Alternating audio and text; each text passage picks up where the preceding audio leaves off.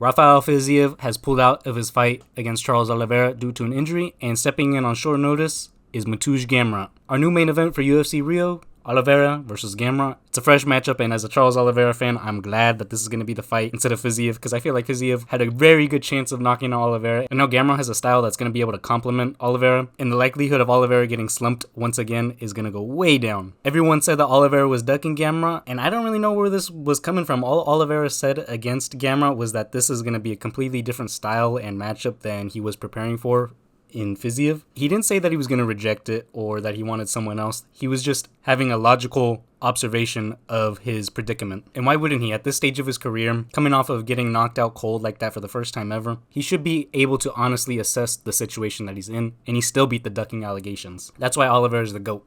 Anyone, anywhere, don't matter. And Gamrot too, credit to him. He wanted this fight. He was calling out anyone. He just fought Ludovic Klein in the Apex, an unranked fighter. And Gamrot's number 8. That's hella disrespectful to him. But now he's getting awarded the Oliveira fight. And getting a win over Oliveira, especially if he somehow knocks him out or submits him, God forbid, he should be able to leapfrog everyone else, especially because he has that win over Arman Tsarukyan.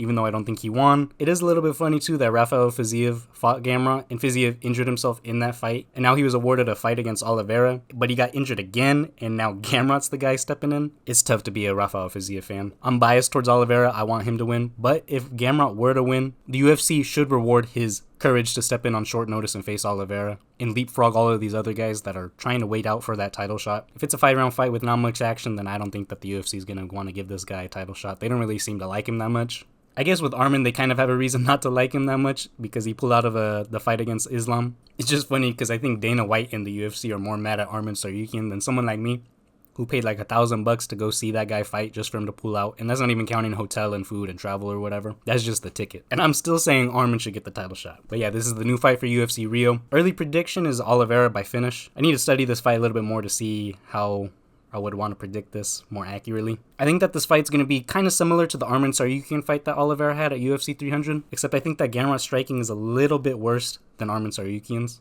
That being said, I just hope Oliveira comes in with the similar style that he always has, but hopefully not looking to get the finish this time and runs into something and gets knocked out. But I stayed up all night making a video about why everyone in this division is ducking each other, so I'm still going to include that little tangent at the end right after this part. So if I say stuff that doesn't exactly line up or I repeat myself because I did this all late last night prior to this fight being announced. So yeah, enjoy my little tangent about why this division is probably in one of its weakest eras in the last like 10 to 15 years. But yeah, enjoy this little bit, guys. See you later. What used to be the premier division of the UFC has now become one of the most frustrating divisions to be a fan of. So in case you haven't heard or you're not chronically online, Rafael Fiziev has pulled out of his fight against Charles Oliveira in little under 3 weeks due to an injury. And usually this is no big deal. Like the UFC can find replacement fighters pretty easily, just throw them some money. But the problem is, with the lightweight division, nobody wants to fight, especially on short notice. If you look at the top 5 of the UFC lightweight rankings, each fighter in the top 5 only has 1 fight this year. And Islam shouldn't even be ranked. I'm sorry, he's going to be moving up to welterweight. His ranking doesn't really matter. We know where he stands in the division. So if you move down to Dan Hooker, then it's 4 fights because Dan Hooker hasn't fought since August of last year against Mateusz Gamrot. And then also one of those fights was Ilya versus Charles, so it's more like 3 fights in a way. If just one of those guys in the top 8 get a fight and they win, they can probably leapfrog ahead of the other ones who are sitting out and waiting for a title shot. I mean, honestly, it should be Arman Tsarukyan, but if this guy takes someone like an unranked fight, or if he wants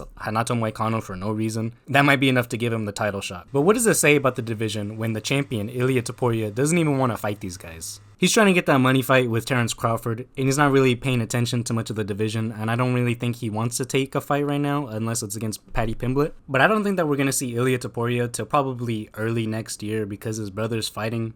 And the two of them have both stated that they will not be preparing for their own fight if the other one is training for their fight. Alexandre Topuria fights late November, so like a 2 to 3 month training camp probably wouldn't put him until February.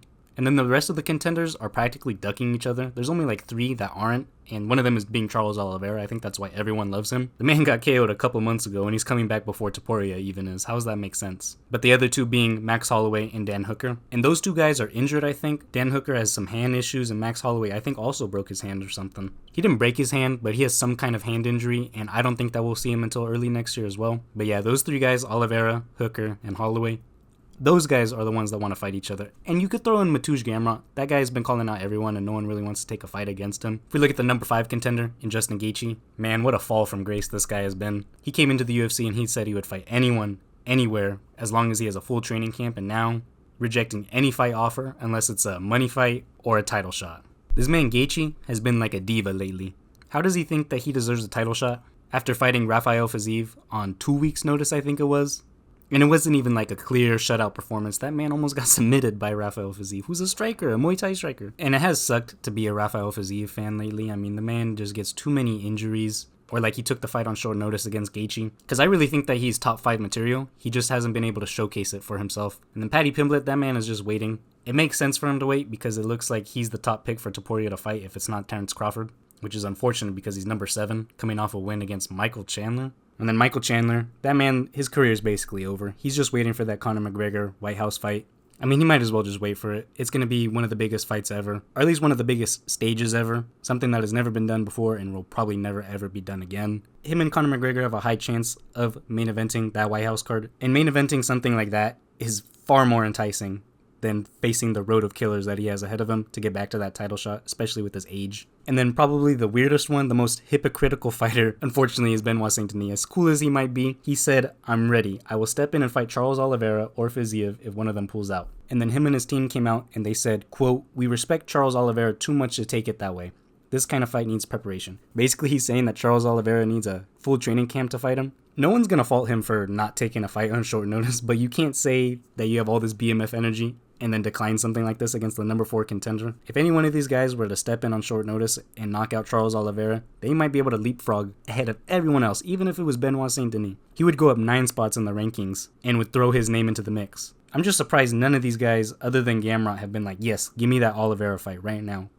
And now the situation is so bad that Diego Lopez has offered to step in against Charles Oliveira. He said, "Of course, why not? Of course I'd accept it, especially because Charles is a legend. And like I've always said, man, I'll never turn down a fight. If you think I'm the right guy to fight him and you call me, then definitely yes, no problem, without even thinking twice." We don't know for certain if he means this, but I think he does. And how crazy would that be if this man goes up a division to fight Oliveira? He might honestly be on a similar level of difficulty for Oliveira as Rafael Fiziev is. He's got an amazing chin. He's going to be clashing with Oliveira every time they come together. He's as pressure heavy as Oliveira is. Even though John Silva was lighting him up on the feet, it was still Lopez that was pushing forward up until that finishing sequence. And he has the grappling to potentially nullify Oliveira's jiu-jitsu. But that just shows you the state of the lightweight division if Diego Lopez, a featherweight, is offering to step in.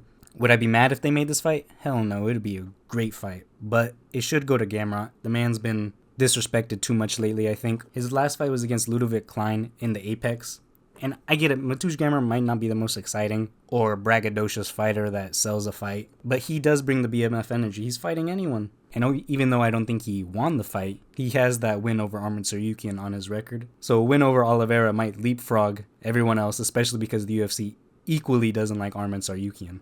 I would think that the energy that Merab brings of being active and fighting anyone would rub off on Ilia Topuria, but I guess it doesn't. I just miss when Oliveira was champion. That man was fighting like every 4 months. And Topuria took literally no damage. He took like 1 elbow from Oliveira and then slumped him.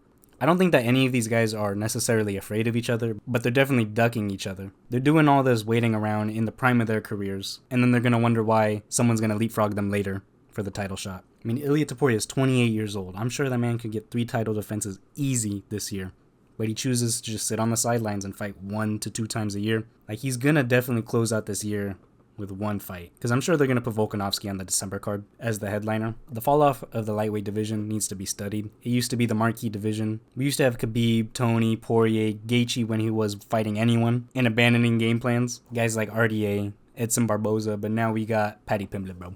And the only way the UFC can make this up, and the fighters, would be to all fight on 1 card or within a couple weeks of one another to figure out how the division's going to be structured. Because all this waiting, it kind of is all Topuria's fault because he's waiting. If he accepted a fight against any one of these guys, then the rest would wake up and realize that they're going to have to get a fight to get to him. The fall off of this division needs to be studied. It's not for a lack of skill. It's just for a lack of activity. I just figured I'd rant about this real quick because this division should be the best, but it chooses to be stagnant. So that's all I got for you guys today. Peace out. Talk to you soon.